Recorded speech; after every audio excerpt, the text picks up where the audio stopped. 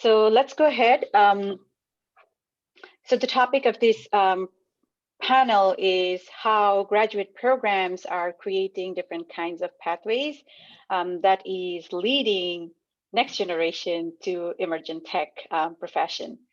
So we're gonna actually hear from all of these amazing panelists. Before I go ahead and introduce them, let's go and set why we need a panel like this.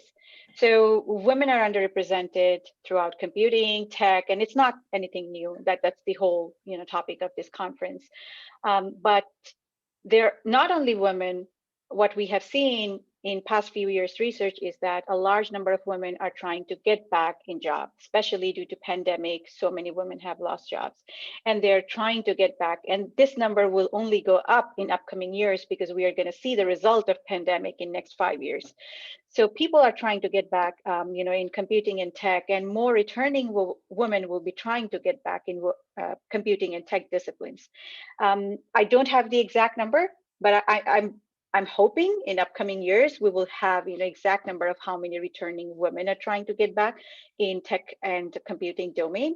But women are underrepresented everywhere, and we have tons and tons of stats regarding that. I don't want to waste time talking about these stats because we all know. But in addition to that, not only computing and tech jobs are increasing, there are so many different types of tech jobs. So in earlier days, we used to think that computing job means software engineering. So it's not only software engineering anymore, right? There are jobs that are focusing on data science. There are jobs focusing on data analytics. The computing jobs are getting divided in very niche, like some are front-end developer, UI developer, some are really back-end engineer. There are specific types of jobs focusing on machine learning and AI only. Ultimately, the jobs that are coming in every year, and those will be coming in upcoming years, they're having a very, very niche. And that's why the focus is emerging technology. Not only the computing jobs, not only the focus of software engineering or software developing, but emerging technology, data science, machine learning, AI, mobile computing, cloud computing, AWS, so all of those. And that's why it's there. The next generation students, they all need literacy, not only in computing, not only in software engineering, but they also need like additional add-on skills, which probably, people who were from a different generation like me, we didn't need to think about when we went to industry, when I worked. It was not that complicated, but now students need more and more skills to get into the real world job market. There will be more automation. That means we will need more reskilling and we will need more upskilling. So that's the whole point of conversation of this panel. We would like to know what skills are needed for women to return to graduate programs.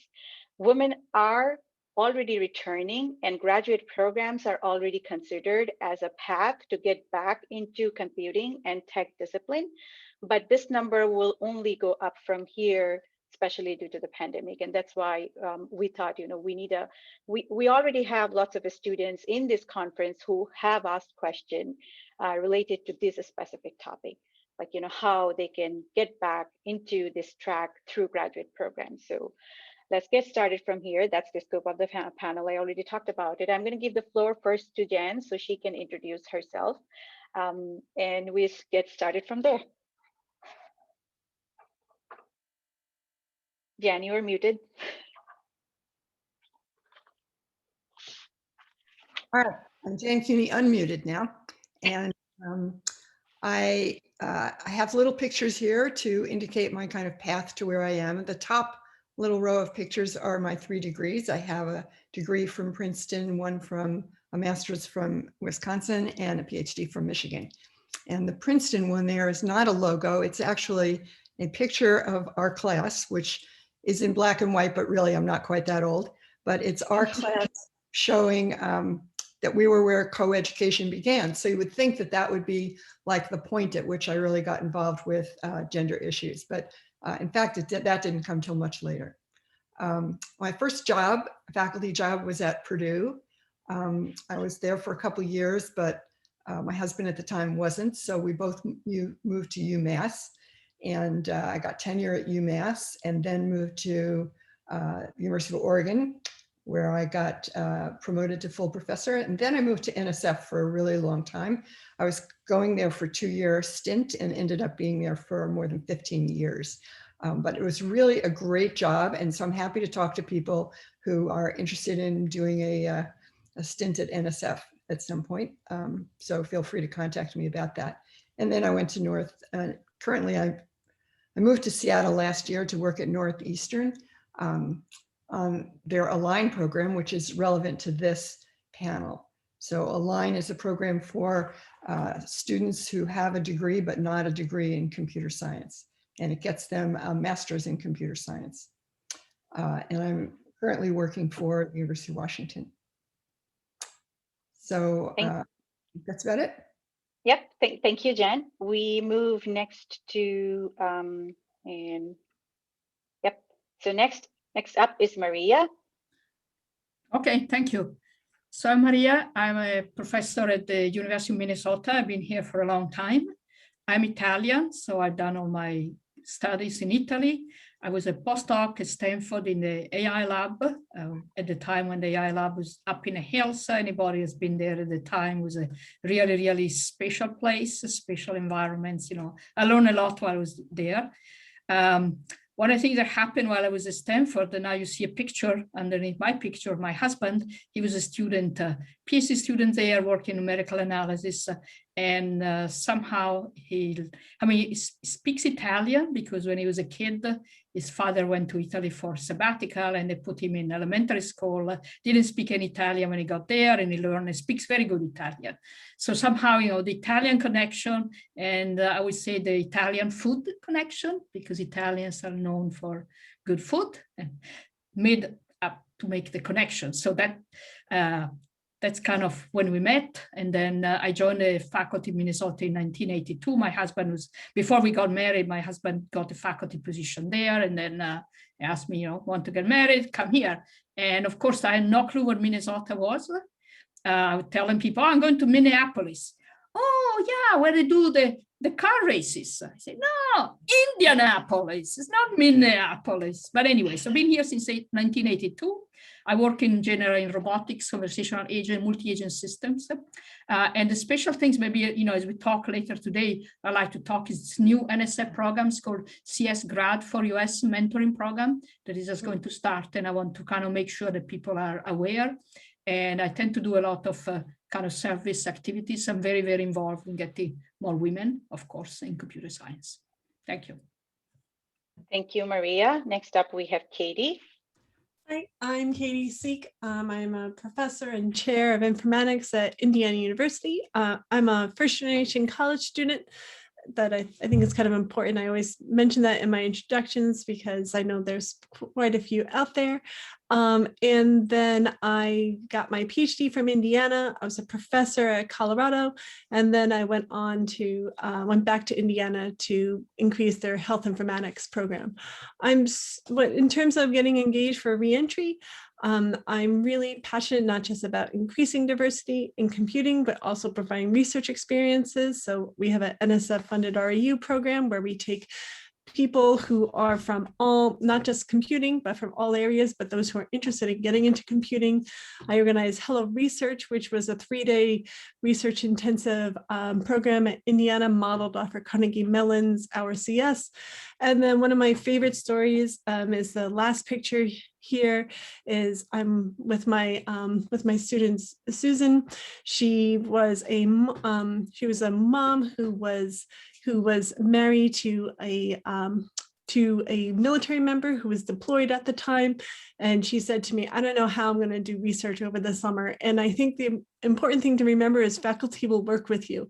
There's lots of different funding opportunities. I was able to find funding for childcare. I was able to get her a bigger housing supplement because, you know, I wanted her to have the opportunity to explore computing. And she came from a public policy. She had a degree in public policy, and she ended up graduating with a degree in computer science and is now working for Northrop Grumman.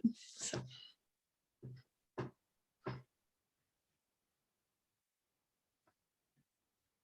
Thanks, Katie. I just turned off my video because my internet seemed a little unstable and it actually kicked me out, but then I joined back.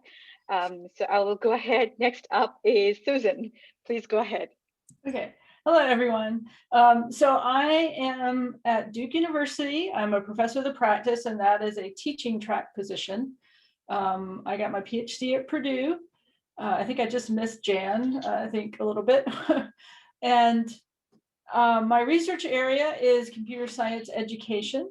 So I like to create tools for helping people learn computer science concepts, in particular theoretical concepts. And then I've also done a lot of work with integrating computing into K-12, running workshops to teach middle school teachers how to program and how to integrate programming into their discipline. And I wanted to say, like, when I started at Duke, I had 2 kids. And when I had my second kid, I asked my chair if it would be possible if I could go down to part-time for a few years. And my chair said, oh, no, you can't do that. And I said, really? And he said, well, why don't you just go talk to the dean? And so I went to talk to the dean, and he's like, oh, we do this all the time. He says, we usually do it for people who are about to retire, but what do you want to do? And I said, I want to do it for 5 years until my youngest is in kindergarten, so I can just spend a little bit more time with my kids while they're young. And he said, oh yeah, we can do that. So I think the lesson there is, like, even if it's not defined, just like ask and push, and things might happen for you. One of the other things I do is I'm on the CRA WP board, and I help run mentoring workshops, especially for faculty and for grad students. And I've been doing that for over 10 years, and that's been very rewarding.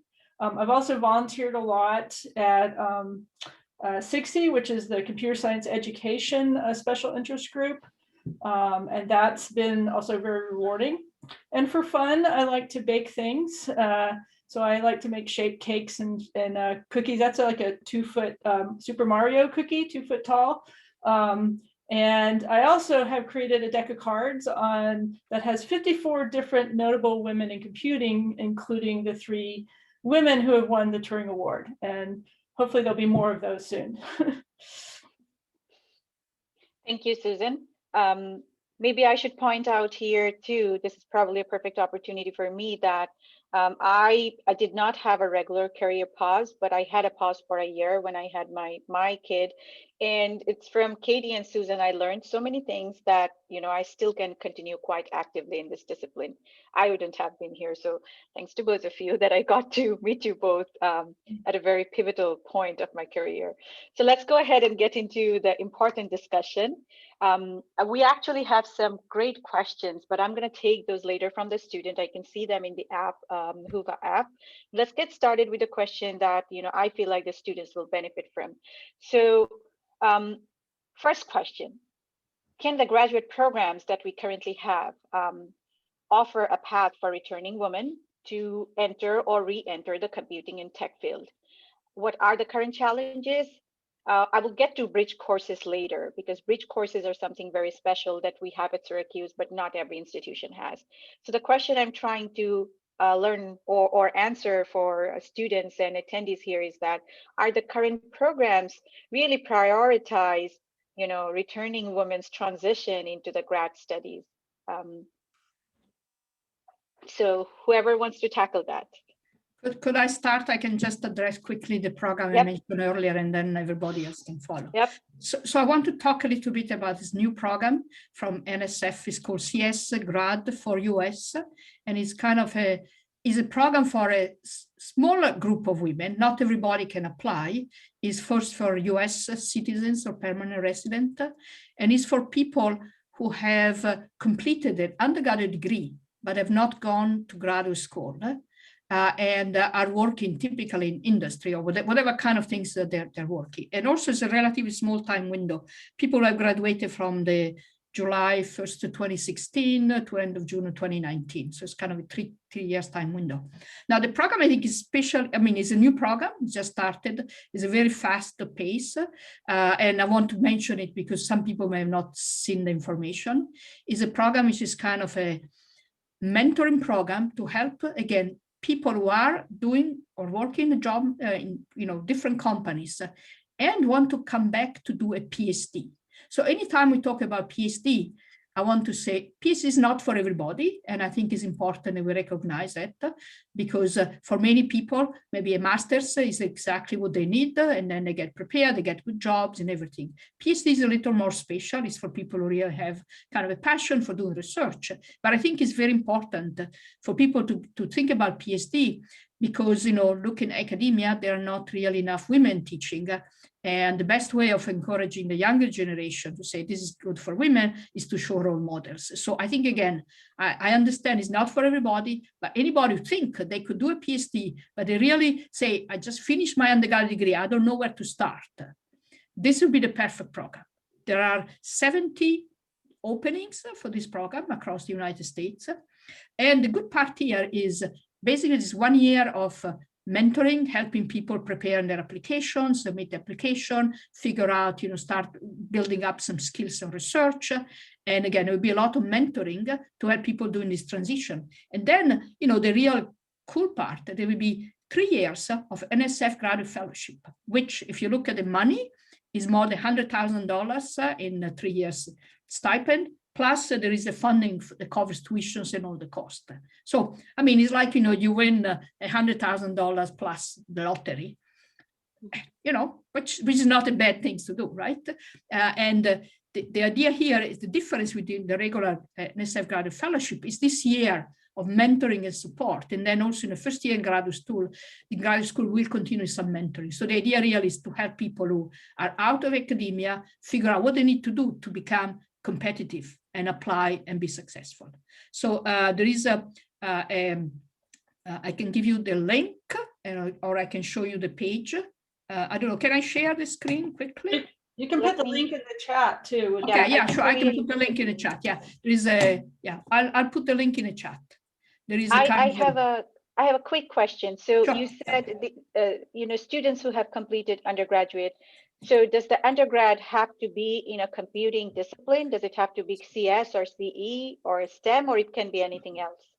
No, it has to be in kind of a computing area. So it's not specified whether it's CS or computer engineering. So it has to be in computing, because honestly, there's not enough time. I mean, this year of mentoring is really to mentor people how to become successful when they apply for PhDs, also to help people when they get offered admission, you know, to figure out what to do, where to accept, and where to apply. I mean, you know, honestly, one of the things that we often see, everybody applies to the top 10 or 15 schools.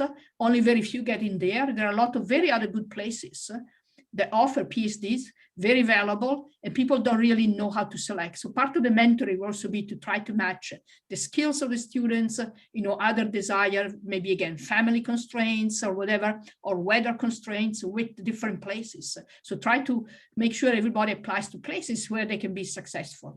And that is a difficult part for people to do. So that's what the program really help. Mm-hmm.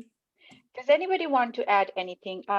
I guess one part of the question is, what are the current challenges, say, for a returning woman who wants to just pursue a PhD in computer science, say at IU, Katie? So is that like someone from a nursing discipline, can someone, and I see those students every now and then, like they really want to get back in tech fields because there are so many jobs, but for them, it's like extra 6 or 7 years going through that PhD program, right? Yeah. So I can talk to that. So I'm part of an informatics program. So I'm in the Luddy School of Informatics, Computing, and Engineering. And so in informatics, we definitely do accept people who are outside of computer science degrees. But you, like we've talked about here, you have to be motivated to get some of those tech skills. So for example, right now in my lab, we have a student who comes from a public health background. And I'm so excited to collaborate with someone in a public health background, especially we're working on women's health issues. And he is fabulous. He can really dig into that literature. But what we also had him do was his first year, he took 2 independent study rotations. So he was doing research with us. more about like background knowledge, so we were successfully in applying a grant. And then we had him take a actually I think he did one research rotation, and he did 2 graduate courses, but neither of them required much technical skill at that point, because we also had him audit our our undergraduate intro to programming courses. So in his first year, we were able to, he audited our introductory to programming courses. He was also taking other courses on the side. He was working with the people who had computing backgrounds. He was just super motivated to get the technical expertise. And then on top of that, he was, taking courses for his graduate career and progressing. So it is definitely possible. In terms of current challenges, one of the challenges, I mean, if you're motivated, and that's great. I would much rather work with a motivated student with a background in public health or media or anything, than to have a student who has a computer science background and isn't motivated to dig into the interdisciplinary literature that my field does. But one of the challenges I see with reentry is health insurance. Graduate programs, unfortunately, are designed right now. We do have health insurance, but we assume that students are kind of young and healthy. Right. And as we age, we just have natural health concerns, or even if you are young, you may have chronic conditions, and we don't necessarily support that very well. And so that's something that I've been pushing our administration to think about and improve on. The other pieces of current challenges is that people who are reentering typically have other expenses. You have a mortgage, you have children and childcare costs.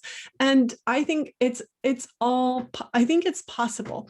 So I have many colleagues who we have grant funding, we have gift funding, and we will find ways to help students out. And it does bring, I think it brings up equity instead of equality. Some students will say, well, I heard so-and-so gets this type of supplement. And I was like, so-and-so has 3 children and has to pay for family health care. That's why they get that supplement. If you had children, I would make sure you got that supplement too. So there's always a way. You just have to kind of think about these expenses and be upfront, so that when I am negotiating and trying to get the best package for you, I can make sure I'm supporting everything. Thank you, Katie, for that. Actually, it's following up to Jen. So now there are so many grad programs. They're very different from like traditional PhD in computer science or master's in computer science. And I believe Northeastern offers one of such program, which is Align. So if you can talk a little bit about, what Align is, which I'm pretty confident that many of the attendees knows. In fact, I was not aware at one point, but I feel like it's such a great program, and programs like this should be offered by, many other institutions. So the returning learners can take advantage of that. We don't really have a lot. Like even at Syracuse, we have very traditional programs, and they need this traditional background. They need to come from computer science or computer engineering, and only then they can go for those masters. So if you can tell us a little bit about Align. Right. So the Align program was designed to accept students who specifically did not major in computer science as undergraduates and get them a master's degree. And it was really the brainchild of Carla Broadley, who came from a degree in English and ended up being a faculty member and dean in computer science. So, so she was particularly interested in that. And also, I think that there's the hope that it will bring more diversity into our field, certainly diversity of thought, but also diversity just because these are people who didn't choose as undergraduates to go to computer science. They went someplace else. And in general, most other fields have more women and minorities than we do. So I think there's a lot of reasons to have a program like this. It's been developed since 2013. It started with 11 students, has 1,200 students now this year. So it's been quite successful. Students take a 1-year bridge course. So the bridge course covers fundamentals of computer science, object-oriented programming, computer systems. I'm forgetting what all these courses are, but there's 4 of them basically that cover Okay. not the equivalent of an undergraduate degree. It's not a post-bac program, but they get you enough background that you can succeed in the Northeastern's master's program. So it's particularly targeted toward that program. And then after the first year, they move into that program. And one of the things that we've done to attract more women and minorities is that it's a huge financial disruption to go to graduate school. And so one of the things that we found that's been really successful is to give them the first semester for free. So it's kind of try it before you buy it. So then they don't have to say, well, why do I invest all this money? Maybe I wouldn't even like it. So they just try out for the first semester. And if they like it, then they proceed. Also, the program sounds like it's a really new program, which it is, but there are lots of schools that are doing similar things. So we've formed a consortium of 12 other universities that are doing similar programs, not exactly like Align. They don't necessarily have a distinct bridge, but programs for students who got an undergraduate degree, but in some other field. And I think there's increasing interest in that, not only for students who want to switch into tech, but also for students who want to stay in biology, but do more technologically related things. Yep. Yep. Yeah, and let me just say, so if you want to enter computer science and your background is not in computer science, but you want to try to get a graduate degree, the other thing because not all universities are going to have programs, but the other thing you can do is take just a few courses. You don't need to take all the courses for an undergrad computer science degree, but if you just took a few courses just to show and then apply and show them that you have got some of the computing background, then they would probably let you catch up with the other courses that you would need as you're going through. Yeah, that's really a good tip, actually. Let me go ahead. We are getting questions, I think. So this question, I think you all can answer that. What sort of career choices do returning women have once they finish graduate program in completing, in computing discipline? Who might be already late in the game? This actually ties to one of the questions that we got in the chat. One of the attendee wanted to know, she's in her 50s, and is it really like realistic to pursue a tenure track position after completing a PhD? So I guess if we answer this one, she will probably have answer to her question too. What are the choices that we have? I mean, when I started, I had a very typical career, profile. So I couldn't say much from my experience, but you all have more experience than me. So I mentioned in the chat, I can go quickly. I think in part, depends. The University of Minnesota is in Minneapolis, in the Twin Cities areas where there are lots of jobs and lots of high-tech jobs. So I had myself, at least 2 PhD students who had done an undergraduate work, then they want to work for companies, they put their kids in college, and then they wanted to come back and do a PhD. And in both cases, they wanted to do a PhD because they were considering, maybe becoming a teaching faculty, or they were just interested in doing the science. So again, both of them successful, both of them became teacher. They just retired recently. I had another one who's working for a big contractor for DARPA. And basically, he was big in his own company, but he said, without a PhD, when he go to this, meeting with the DARPA people, they kind of look at me like I'm not competent. I want a PhD just to show them that I know my way. And he got his PhD. It's been very, very successful. He moved to a different company. Again, I don't mention any names here, but it's been very, very successful. So, and both of them, again, had kids already in college. So you can kind of figure out age. Now, the question was tenure track jobs. That may be a little bit harder, honestly, because, despite the fact there should be no age discrimination, it may be a little bit harder, but there are more and more, I think, universities now that are hiring kind of teaching faculty with some kind of career path, like what maybe Susan can say a little bit more. I mean, in many places now, or for research, and so it's not tenure track regular faculty, but if people want to do research or want to do teaching, I think there are opportunities. And in fact, I would encourage anybody not to give up and think about it. Yeah, I could say something about my position. So Yeah, so I think that first of all, computer science right now is like the #1 major for a lot of universities. It's the biggest major at Duke where I am. And so a lot of departments are scrambling to hire more faculty to help teach all of these people. So especially if you're interested in a teaching track, all these universities, Duke actually created this teaching track that I'm in over 25 years ago. It was one of the first universities to create teaching track positions at research institutions. And there are almost every university now is creating them and trying to hire. So there are a lot of jobs available right now, especially if you're interested in teaching, a teaching track position where your focus can be on teaching. And in my position, I can do other things too. So I can also do research if I want to. In fact, they like you doing research with undergrads, especially. You can do focus on computer science education, or you could focus on, systems if you wanted to focus on that. So there's a lot of options that how you can kind of build that position into something that you want to do. Yeah, so I don't think the options are limited at all. As the data shows before, everything's in demand. They need great people. So the students that I've worked with who came in late in the game, as this says, they've had no problems. And instead, your life experiences are actually a benefit to you.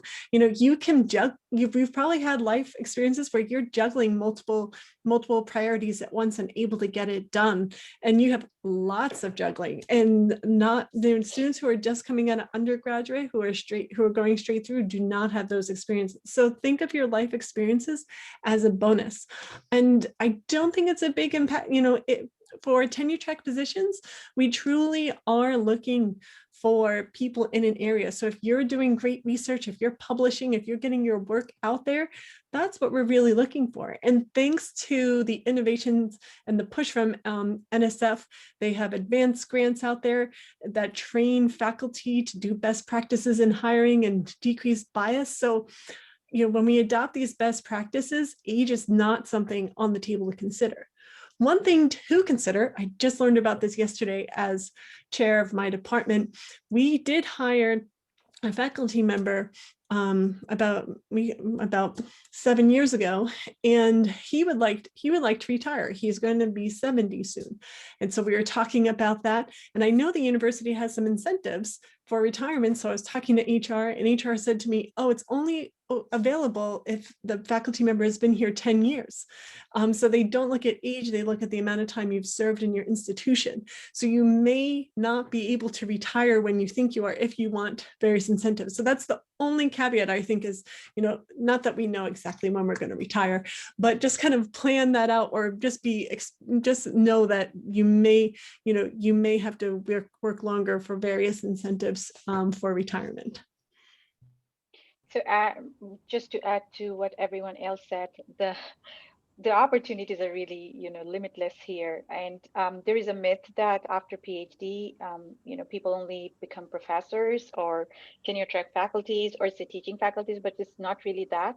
With a PhD, you can go in industry and can do really, really amazing work. There are like research positions now in the industry as well. So there are no lack of opportunity once you have a PhD or once you have a master's. There are some relevant questions which I'm seeing like you guys are answering. So someone asked like, is it required to have PhD to be faculty, or does master's work too? I think it depends on the institution, right? And it also depends on what line you are. Is it a professor of practice, teaching professor? At my institution, I think you need at least a PhD to be either in a teaching stream or in a research stream. And if you have a master's, then it goes to like lecturer, but we don't have any active lecturers in the department. So we at least need a PhD to be in a faculty role. But I'm pretty sure there are institutions out there where you can teach if you have a master's. That's just based on my experience. Any more question? I think, Dan, you have a question. Someone asked a question that's directed towards you.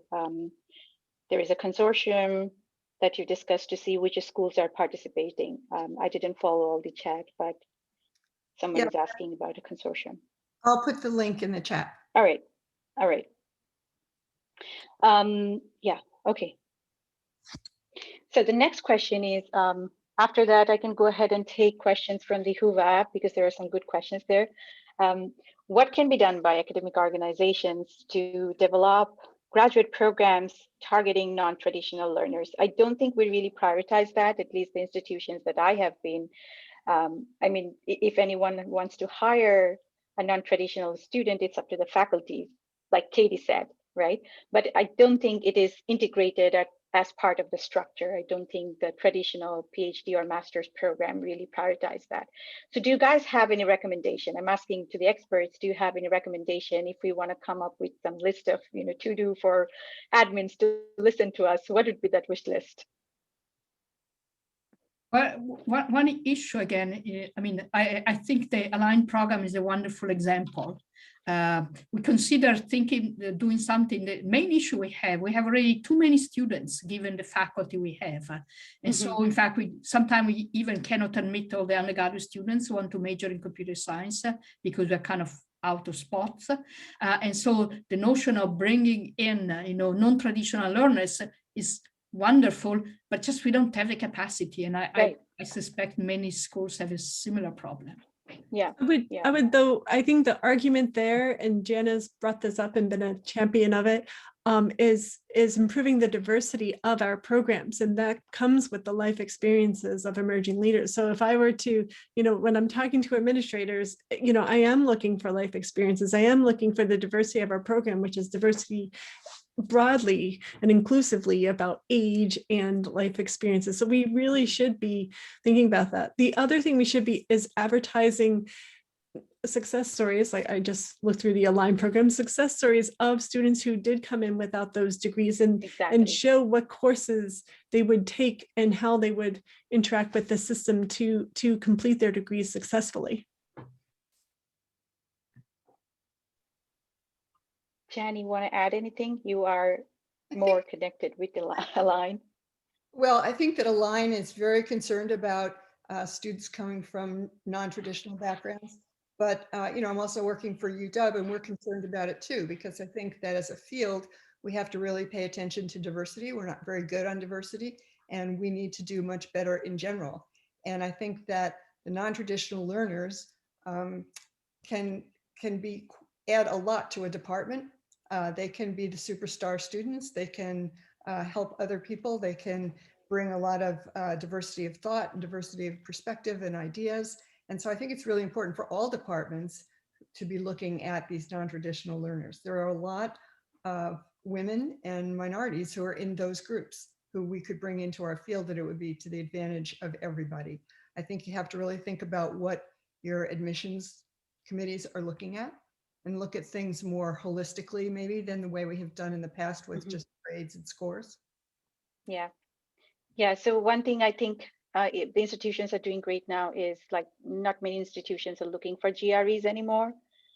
There was, specific subject for GREs which used to be focusing on computer science GREs, but those are not there anymore. So I think these are helping for, students in other disciplines to come and attempt CS. Another thing I think is having interdisciplinary programs really open doors to a lot of other students from other disciplines, right?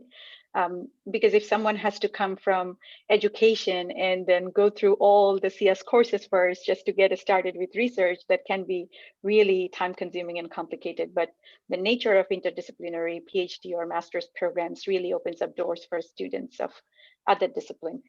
I will take question from Whova because we are almost like time, 2:55.